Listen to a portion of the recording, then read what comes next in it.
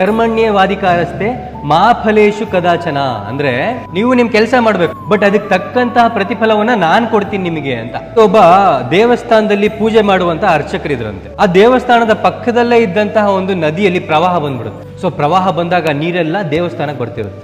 ಆಗ ಊರಿನ ಜನ ಎಲ್ಲ ಬಂದು ಅರ್ಚಕರಿಗೆ ಹೇಳ್ತಾರಂತೆ, ಅರ್ಚಕರೇ ಇನ್ನೇನು ಪ್ರವಾಹ ಬರ್ತಿದೆ, ನೀವು ಬದುಕೋದಿಲ್ಲ, ನಡೀರಿ ಮೊದಲು ಹೋಗೋಣ ಅಂತ ಹೇಳ್ತಾರಂತೆ. ಆಗ ಅರ್ಚಕರೇ ಹೇಳ್ತಾರಂತೆ, ಇಲ್ಲ ನನ್ನನ್ನ ನಾನು ದಿನ ಪೂಜೆ ಮಾಡ್ತಿರುವಂತ ದೇವ್ರು ಬಂದು ಕಾಪಾಡ್ತಾರೆ, ನಾನು ಇಲ್ಲೇ ಇರ್ತೀನಿ ಅಂತ ಹೇಳ್ತಾರೆ. ಸೊ ಆ ನೀರ್ ಹೆಚ್ಚಾಗ್ತಾ ದೇವಸ್ಥಾನ ಅರ್ಧ ಮುಳುಗ್ತಾ ಬಂತಂತೆ. ಅವ್ರು ದೇವಸ್ಥಾನದ ಮೇಲೆ ಹತ್ ಕುತ್ಕೊಂಡಿರ್ತಾರೆ ಅರ್ಚಕರು, ದೇವ್ರು ಬರ್ತಾನೆ ಅಂತ. ಸೊ ಆ ಟೈಮಲ್ಲಿ NDRF ಸೈನಿಕರು ಯಾರಿರ್ತಾರೆ ಅವ್ರು ಬರ್ತಾರಂತೆ ಬೋಟ್ ಅಲ್ಲಿ. ಅವ್ರು ಬಂದು ಲೈಫ್ ಜಾಕೆಟ್ ಕೊಡ್ತಾರಂತೆ, ಅದನ್ನ ಹಾಕೊಂಡ್ ಬನ್ನಿ ಈ ಕಡೆ ಅಂತ. ಅರ್ಚಕರೇ ಹೇಳ್ತಾರಂತೆ, ಇಲ್ಲ ನನ್ ದೇವ್ರು ಬಂದು ನನ್ನ ಕಾಪಾಡ್ತಾರೆ ಅಂತ. ನೀರ್ ಇನ್ನೂ ಹೆಚ್ಚಾಗ್ತಾ ಗೋಪುರ ಮುಳುಗ್ತಾ ಬರುತ್ತೆ. ಆ ಟೈಮಲ್ಲಿ ಹೆಲಿಕಾಪ್ಟರ್ ಅಲ್ಲಿ ಸೈನಿಕರು ಬಂದು ಹಗ್ಗ ಬಿಡ್ತಾರೆ ಕೆಳಗೆ, ಇಟ್ಕೊಂಡು ಹತ್ತಿ ಅಂತ. ಅವ್ರು ಹೇಳ್ತಾರೆ, ಇಲ್ಲ ನನಗೆ ದೇವ್ರು ಬಂದು ಕಾಪಾಡ್ತಾರೆ, ನೀವು ಹೋಗಿ ಅಂತ. ದೊಡ್ಡ ಪ್ರವಾಹ ಬರುತ್ತೆ, ಆ ಅರ್ಚಕರು ಸತ್ತೋಗ್ತಾರೆ. ಸೊ ಸತ್ ಮೇಲೆ ಅವರು ಸ್ವರ್ಗಕ್ಕೆ ಹೋಗ್ತಾರೆ. ಸ್ವರ್ಗದಲ್ಲಿ ತುಂಬಾ ಬೇಜಾರು ಮಾಡ್ಕೊಂಡು ತಲೆ ಬಗ್ಗಿಸ್ಕೊಂಡು ಕೂತಿರ್ತಾರೆ. ದೇವ್ರು ಬರ್ತಾರೆ. ದೇವ್ರು ಬಂದು ಯಾಕಪ್ಪ ಬೇಜಾರಾಗಿದೆ ಅಂದಾಗ, ನೀನ್ ಮೋಸ ಮಾಡಿದೆ ನನಗೆ, ನಾನು ಕಷ್ಟದಲ್ಲಿದ್ದಾಗ ನನ್ನ ಬಂದು ಕಾಪಾಡ್ಲೇ ಇಲ್ಲ.